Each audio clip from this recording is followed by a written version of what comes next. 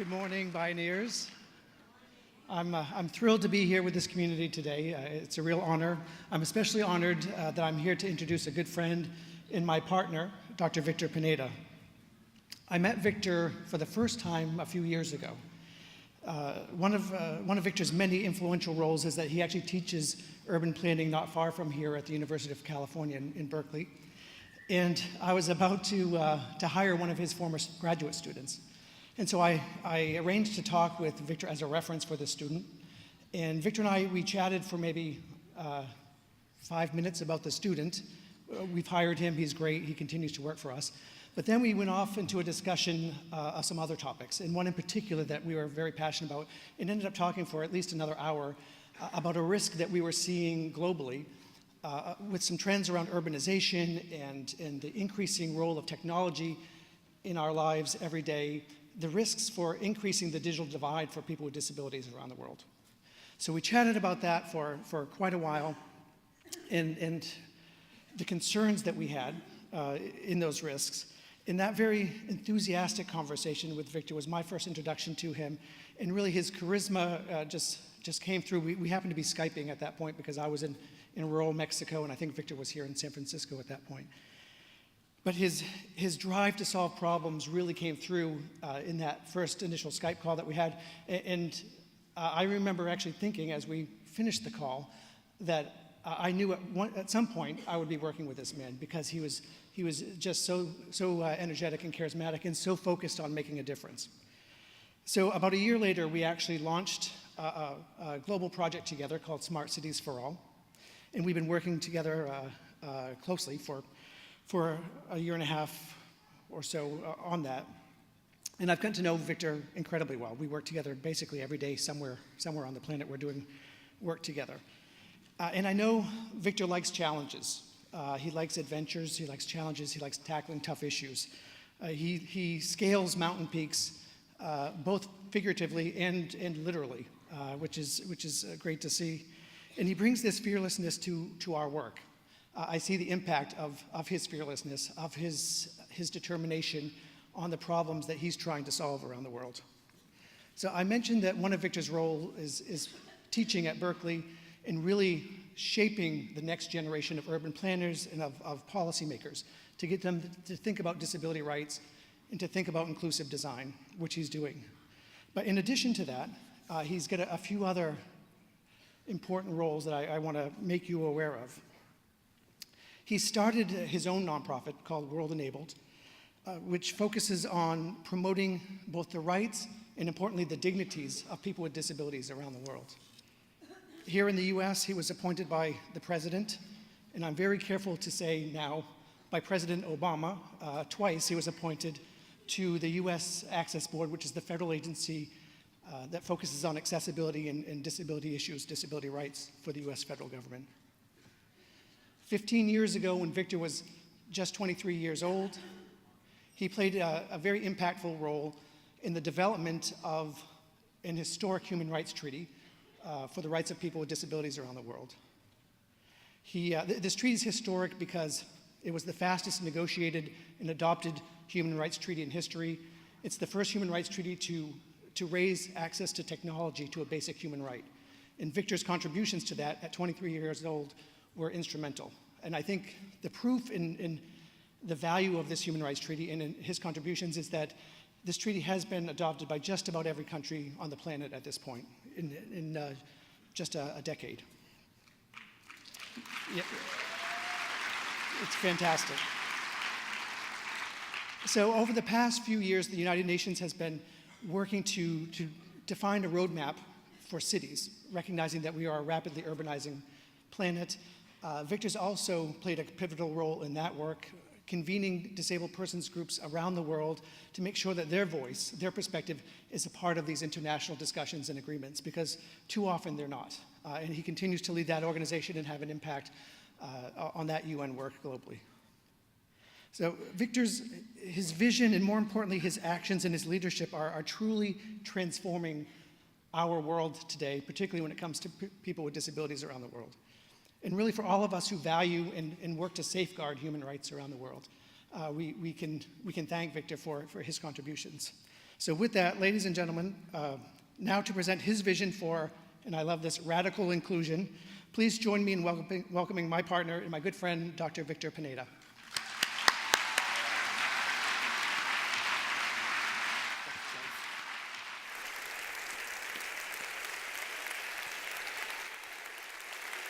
How are you, Bioneers? How you feeling? Excited?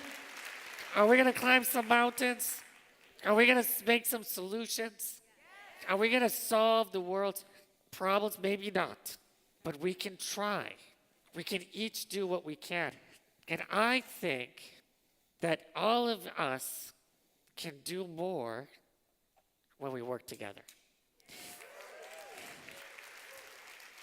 I believe that there are no problems that are impossible if we have an imagination to look beyond what is apparent and we imagine a new future.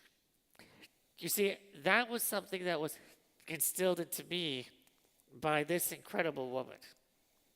My grandmother, Nada. Bobby is the rock that raised me.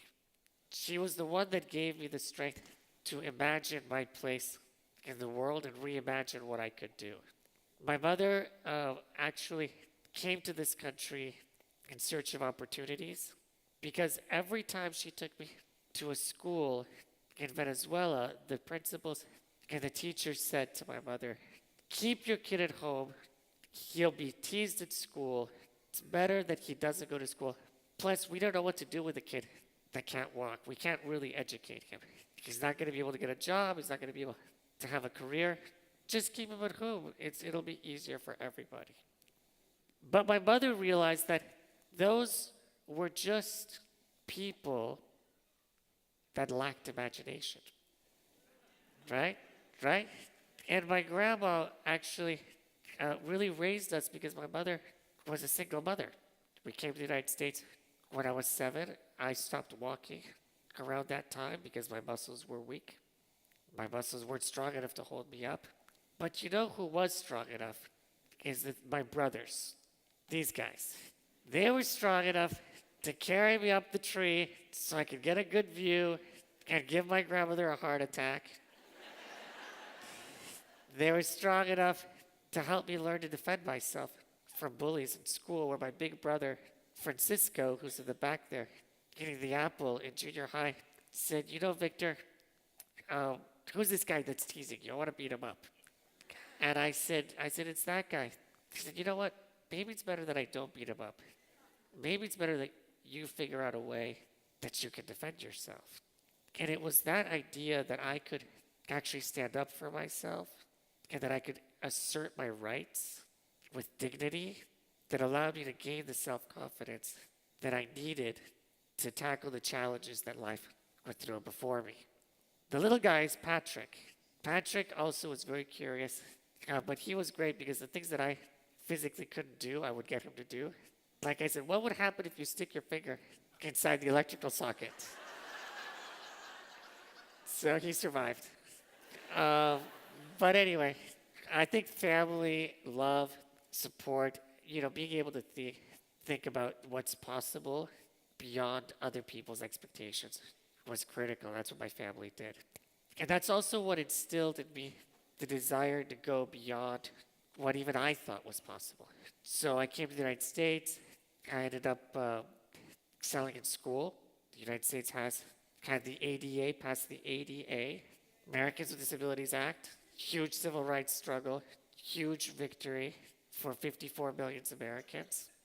And something that supported my education in a way that I did not feel different than Robbie's red freckles or Sally's glasses. I just had a wheelchair as part of diversity. It was part of the class. But it was also part of my own story because I ended up going to UC Berkeley, right? Getting a degree in political economy, business administration, then a master's in regional economic development, and a PhD from UCLA in urban planning. Now I teach at some of the world's most prestigious universities. Not bad for a kid that wasn't going to get an education, right?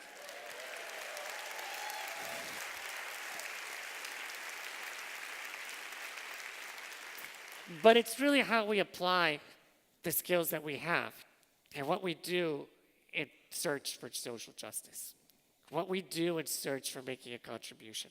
You see, this image represents a spirit of adventure, something that I've carried with me my entire life.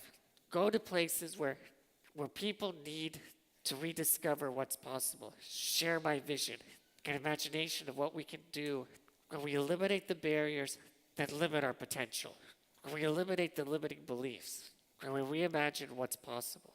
You see, inclusion really is not about just who's in or who's out. Inclusion is about understanding the diversity of all of our lifestyles and all of our preferences. It's not about whether you can see or you can't see. It's about a spectrum of abilities. It's not about whether you can walk or can't walk, but how you prefer to move around. You see, there are 1 billion people in the world that live with a disability. That's 1 in 7. And that just rises dramatically with aging. After 60 years old, the percentage of people with disabilities is about 45%. And after 80, it's about 75% of people over 80 experience some disability, some challenge, some encounter some way that they want the world to be a little bit more inclusive, a little more accessible. That's why I put all these images here, these icons, because it's also situational. It's how you experience the world around you. It's your environment. We can either make environments that are inclusive, or we can make environments that keep people excluded, people out. Now, you guys probably recognize this place. This is the Playa at Burning Man. You see, Burning Man taught me that inclusion is a state of mind as well. You can be in the most inhospitable environment, but if people welcome you with open arms, curiosity, ask about what your preferences are, how you want to be treated, meet you on your terms, almost anything can happen, including having a radical good time. So what do we do? What do we do to tackle the issue of inclusion? How do we create a world that you can live with fewer barriers? How do we understand disability not as a medical perspective, as this person has this medical condition, but rather as an experience of human life, a diversity that any of us can fall into at any time? And how do we create those bridges that allow us to realize our potential? So I think that we can each do something. We can each think about what it means to be human. And we can each understand that being human is not about being just part of the same species. Google says it's also about weakness. It's about understanding that we're not all perfect, right? And it's understanding that we each have vulnerabilities.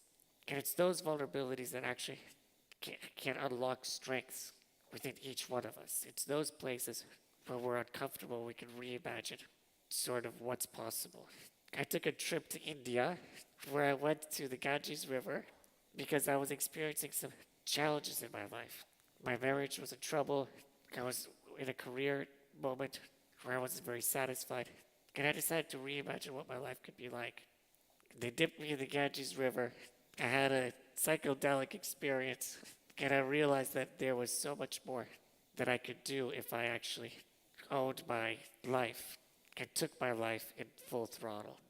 This is a documentary film that I'm producing, 12 Bends, which is going to document that story.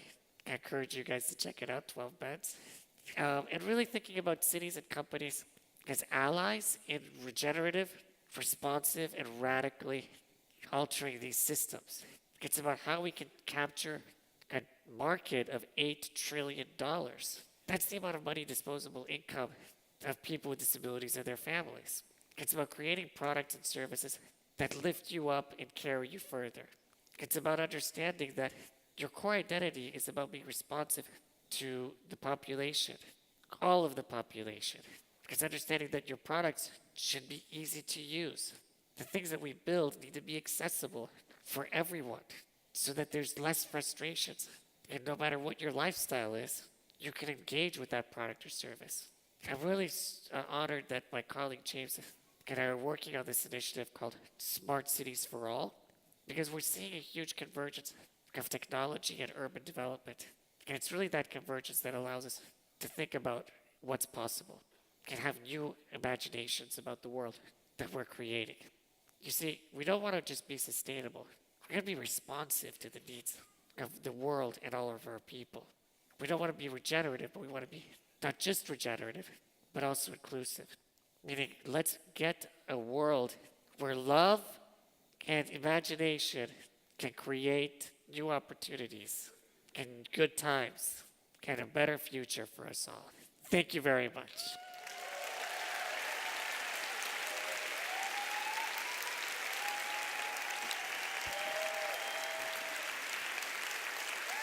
Thank you so much.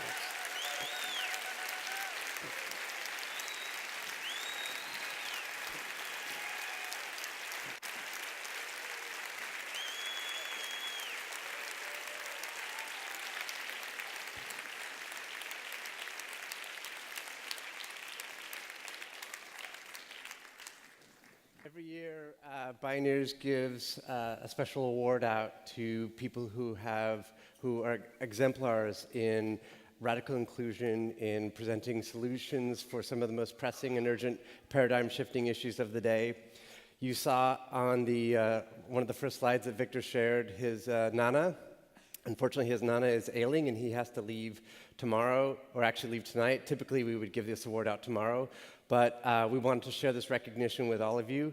So to Victor and to James, we want to thank the both of you for this critical, vital, solution-based work that you're doing. The gift that we're awarding you is a blanket made by a native-owned firm in Seattle, an 8th generation indigenous. And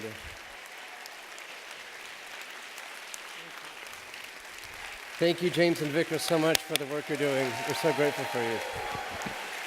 Thank you, Victor. Thank you.